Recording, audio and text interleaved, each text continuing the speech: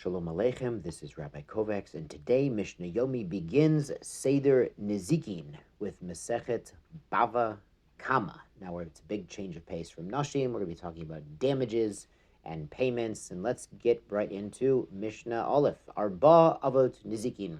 There are four fathers, not those four fathers, Avraham, Yitzchak, Yaakov. There are four Avot here, means categories, general categories of damagers. Hashor, the ox, and the Gemara discusses which action of the ox we're talking about. Habor, a pit, things can fall in the pit and get broken.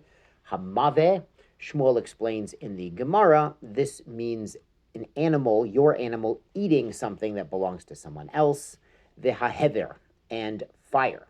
Lo hare ashor kahare mave, the ox is not like the mave. Now, mave, Shmuel explains to mean shen, means it eats something. So the shore we're talking about, the Gemara explains according to Shmuel, means an ox stepping on something or bumping into something with its body. And that's just sort of something that happens by itself versus eating, which is an act that the animal benefits from and does on purpose. So those aren't really the same. V'lo mave kahare hashor, and vice versa. V'lo ze v'ze, and both of these, sheyesh ben ruach chayim, that there's a living being involved. There's an ox, etc. It's not just an ox, it's any animal could do it, some sort of damage. Kari eish, these are unlike eish, unlike fire. She'ein bo ruach chayim, fire may move and spread, but it's not alive.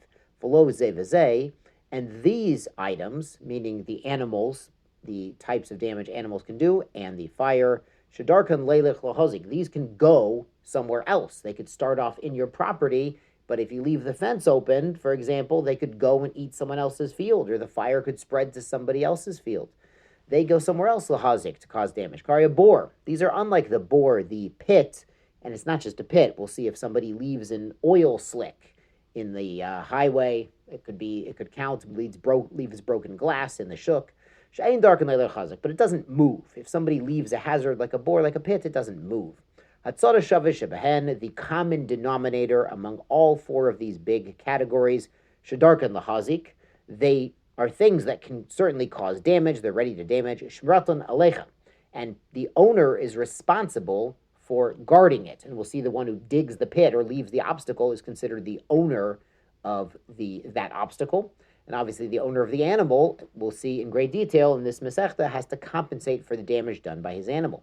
Kishehizik, and when it causes damage, hav hamazik, the mazik, the damager, the owner really, is required l'sholem, to pay tashlume nezik, payment for the damage done, b'meitav haaretz, from the best of the land.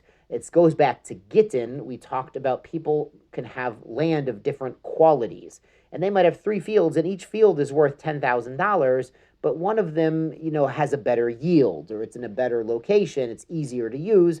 That's the meitav. That's the best. It was called idis back in Masechet Gittin. Wonderful. Let's go on to Mishnah Bet. Kol shehavti b'shmirato, any time that I am required, am hayav, to do shmirah, to guard this item, like this pit or this animal, hichsharti et nisko. By failing to do so, you are making kosher, making available the damage. So that causes the responsibility for the damage caused.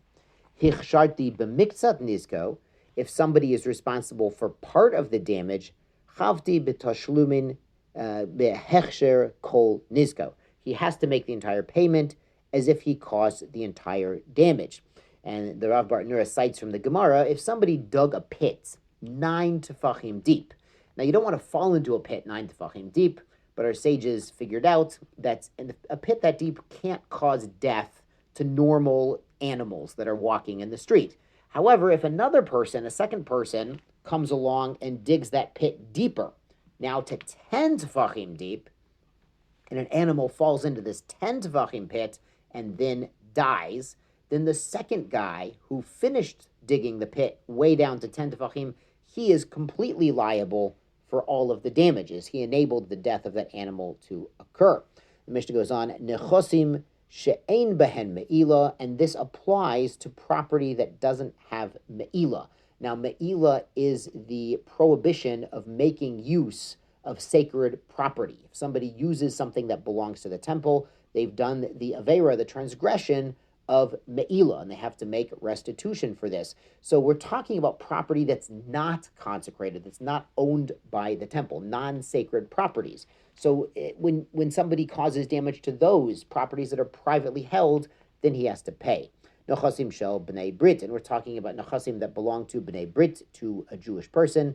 Nechasim amiyuchadim, and properties that have private ownership. So the Gemara explains this includes if somebody had an ox that was damaged or did damage, but then decided to donate that ox to the temple or make it hefker, make it ownerless, then the penalty payment would not apply. B'kol, and he pays for damage that happens in any location, chutz, except mershutu miyuchedet lemazik, private property of the damager. So, for example, if somebody has a fenced-off area with his ox there, and the ox is not very tame, and someone trespasses in the fenced-off area, then the owner of the ox is not liable for damage that ox did within his fenced-off area because the damagee, the victim, had no right to be there. It was his own private property. A reshuta nizak mazik, and also a place that belongs to both. So if partners own a barn together, then they both have the right to be there, certainly. Kishechizik, the Mishnah repeats, and the Taisos Yantiv and the Gati explain why it repeats something we saw in the first Mishnah. Chavam mazik l'shalom tishlumi nezik b'meitav haaretz.